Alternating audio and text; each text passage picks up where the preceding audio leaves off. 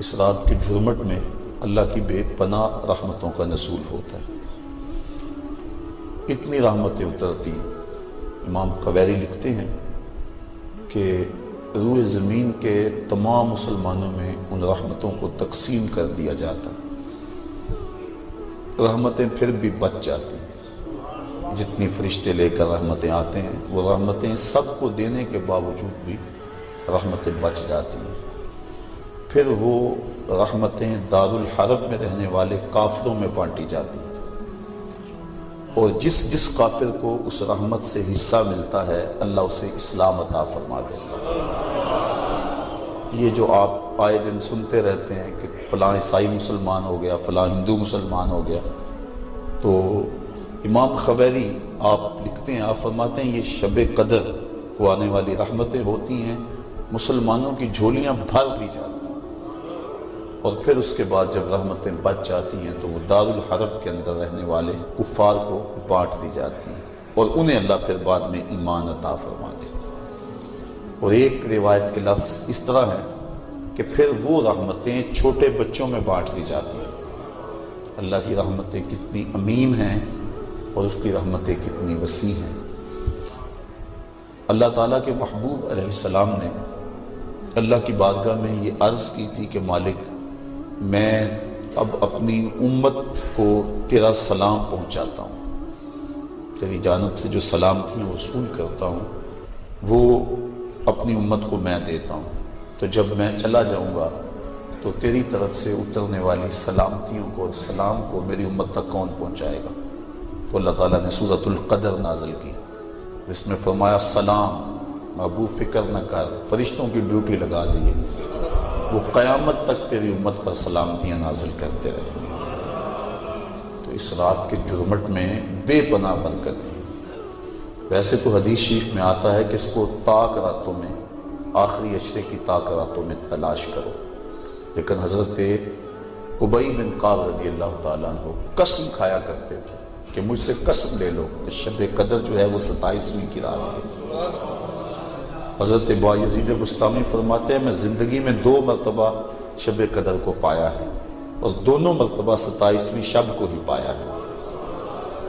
حضرت ابو الحسن ایک بزرگ ہیں، وہ کہتے ہیں جب سے میں نے ہوش سنبھلی ہے اس وقت سے لے کر اب تک ہر سال میں شب قدر کو پاتا ہوں، اور میرا تجربہ یہ ہے کہ اگر پہلا روزہ پیر کا ہو تو شب قدر 21 تاریخ کو ہوتی ہے، اور اگر پہلا روزہ جمعرات کا ہو تو شب قدر 25 تاریخ کو ہوتی ہے، اور اگر پہلا روزہ جمعے یا منگل کا ہو تو شب قدر 27 کو ہوتی ہے، اور اگر پہلا روزہ جو ہے وہ اتوار یا بدھ کا ہو تو شب قدر 29.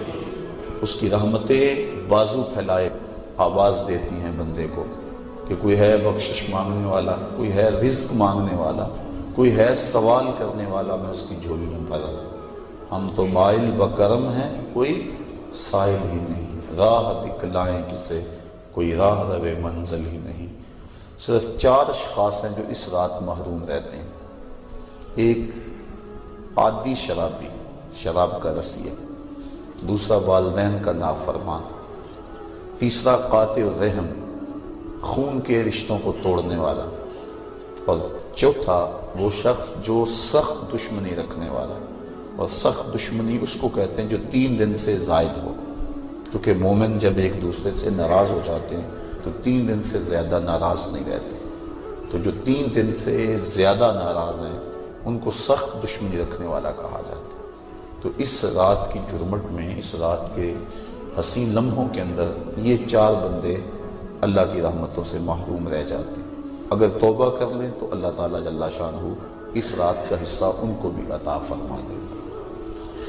اور ایک حدیث کے اندر آتا ہے کہ جو شخص شب قدر کو 2 رکعت نوافل اس طرح ادا کرے کہ سورہ فاتحہ کے بعد 7 مرتبہ سورہ اخلاص پڑھے، اس کے بعد سلام پھیر کے کہے استغفر اللہ و اتوب الیہ، اور یہ 70 مرتبہ پڑھے بعد میں، تو اپنی جگہ سے اٹھے گا نہیں کہ اللہ اسے بھی اور اس کے ماں باپ کو بھی بخش دے گا. یہ اللہ اسے انعام عطا فرماتا ہے. انشاءاللہ بعد میں ہم اس کا اہتمام کریں گے. اور بھی نوافل وظائف اور مختلف جو ہیں وہ شب قدر کی برکتیں اور فضیلتیں ہیں۔ سورہ تکاثر اور اس کے بعد سورہ اخلاص پڑھنے کا حکم ہے، اور وہ 4 رکعتیں ہیں، 70 مرتبہ پڑھی جائیں۔ دیگر مختلف جو ہیں وہ علماء نے اپنے اپنے تجربات اور ان کو جو روایات ملی ہیں وہ امت تک منتقل کی ہیں۔ تو یہ رات اپنے دامن میں اس اعتبار سے بہت ساری رحمتیں لیے ہوئے ہمارے ہاں جلوہ گر ہے۔ اللہ تعالیٰ اس رات کی برکتیں ہم سب کو نصیب فرمائے۔ اس کو توبہ و انابت کی رات بھی کہا جاتا ہے۔ جب انسان جاگتا ہے اس رات میں، اللہ تعالیٰ جل شانہ ما قبل کے سارے گناہوں کو معاف فرما دے۔ وہ فرمایا کہ من قام لیلۃ الصیام، لیلۃ القدر اس سے مراد ہے، ایمانا و احتسابا غفر له ما تقدم من ذنبہ، جس نے لیلۃ القدر کو قیام کیا اللہ تعالیٰ اس کے پچھلے سارے گناہوں کو معاف فرما دے گا۔ ایمانا و احتسابا، 2 شرطیں ہیں، ایمان کا اور دوسرا اپنے نفس کا محاسبہ کر رہا ہے، کیونکہ اپنے نفس کو محاسبے میں رکھنا چاہیے، اس کو بے لگام نہیں ہونے دینا چاہیے۔ جو پڑھ رہے ہیں کہہ رہے ہیں اس پر مانند استحضار موجود ہو، اور ہم اگر توبہ کریں، رجوع لائیں اس کے حضور، تو وہ صرف زبان سے نہ ہو بلکہ ہمارے دل کی اتھاہ گہرائیوں سے۔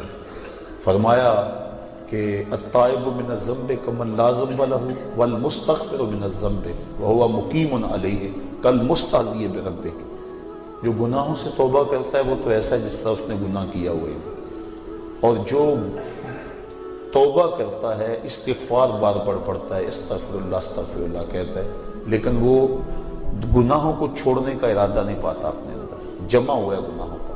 کہا کالمستہزئ بربہ، وہ اپنے رب سے مذاق کرنے والا ہے، کہ جس پر استغفار کر رہا ہے اس کو تو چھوڑ ہی نہیں رہا، اس کا تو ارادہ ہی نہیں کر رہا کہ میں نے اس کو چھوڑنا ہے، تو وہ تمسخر کرنے والا کہلاتا ہے۔ تو جو ہم دعا مانگتے ہیں، جو ہم کہتے ہیں، مانند اس کا استحضار ہونا چاہیے، اور جو ہم اللہ سے وعدہ کرتے ہیں اس وعدہ کو پورا کرنے کی کوشش کرنی چاہیے۔ اللہ تعالیٰ کریم ہے۔ حضرت عائشہ صدیقہ رضی اللہ تعالیٰ عنہ فرماتی، میں نے حضور سے عرض کی، ترمذی ابن ماجہ کی روایت ہے کہ جب میں شب قدر کو پا لوں تو میں اللہ سے کیا مانگوں؟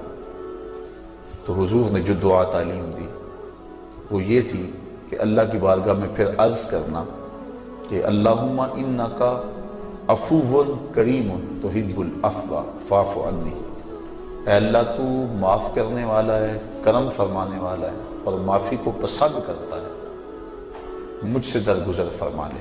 تو یعنی اس خاص لمحے کے اندر اگر اللہ سے کچھ مانگنا ہے، جب شب قدر کو پا لے، وہ لمحے آ جائیں، جب جبریل مسافہ کر رہے ہیں، جب بدن کے رونگٹے کھڑے ہو جائیں، رقت طاری ہو جائے، وہ کیفیت بن جائے کہ دل کہے، وجدان ادراک کرے کہ یہی لیلۃ القدر ہے، یہی وہ لمحے ہیں، اور یہ جو میرے اوپر کیفیت ہے یہ مسافہ جبریل ہے۔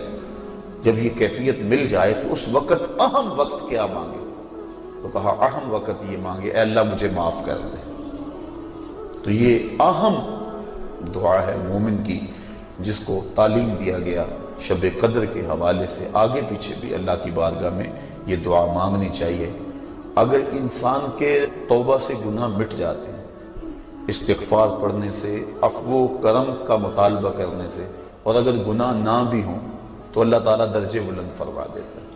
حضور علیہ السلام نے ارشاد فرمایا، میں ہر روز اللہ سے 100 مرتبہ استغفار کرتا ہوں، 100 مرتبہ، جبکہ حضور کے دامن پہ تو گناہ کا ایک داغ بھی نہیں ہے، لیکن اس کے باوجود 100 مرتبہ حضور اللہ کی بارگاہ میں استغفار کرتے ہیں۔ اور ہم جو لتڑے پڑے ہیں گناہوں سے، صبح سے شام تک ہماری زندگی اسی دلدل میں پھنسی ہوئی ہے، تو پھر ہمیں تو بہت زیادہ استغفار کی ضرورت ہے۔ اللہ اکبر۔ عبرت اللہ نصیب فرما دے۔ وہ ایک بچہ تھا چھوٹا، جنگلوں میں رو رہا تھا، اور اس کی آنکھوں میں آنسو امٹ رہے تھے، اور چیخ رہا تھا، رو رہا تھا۔ کوئی بزرگ تھا، وہ قریب سے گزرا، دیکھا بچے کو رو رہا ہے، کہا بیٹا کیا ہوا؟